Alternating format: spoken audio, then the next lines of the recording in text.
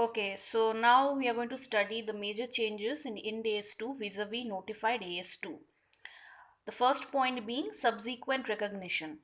Ind AS2 deals with the subsequent recognition of cost / carrying amount of inventories as an expense, whereas the existing AS2 doesn't provide the same. Number two, inventory of service provider. Ind AS2 provides explanation with regard to inventories of service providers, whereas the existing AS2 does not contain such an explanation. Number three stands for the machinery spares. The existing AS2 explains that inventories do not include machinery spares, which can be used only in connection with an item of fixed asset and whose use is expected to be irregular. Such machinery spares are accounted for in accordance with AS10 accounting for fixed assets. Ind AS2 does not contain specific explanation in respect of such spares. In this aspect is covered under Ind AS 16. Inventory held by commodity broker traders. Ind AS 2 does not apply to measurement of inventories held by commodity broker traders who measure their inventories at fair value less cost to sale. However, this aspect is not there in the existing AS2. Then you have definition of fair value and distinction between NRV and fair value. Ind AS 2 defines fair value and provides an explanation in respect of distinction between NRV and fair value. The existing AS2 does not contain the definition of fair value and such explanation. Subsequent assessment of NRV. Ind AS 2 provides detailed guidance in case of subsequent assessment of NRV.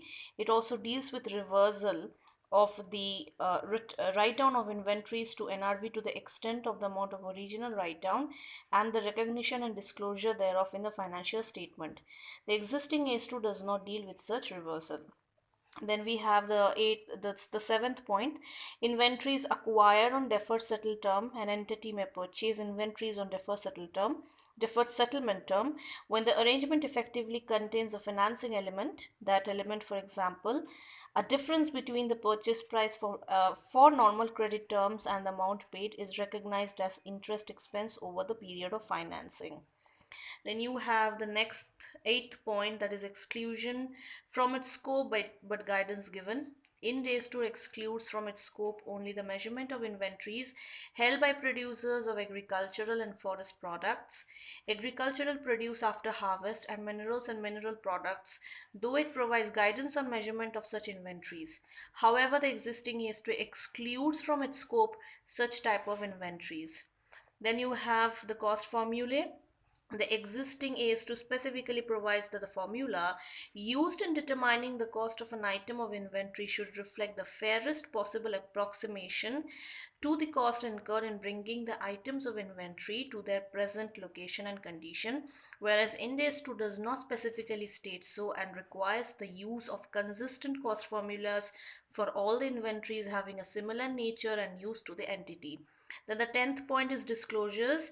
Ind AS2 requires more disclosure as compared to the existing AS2.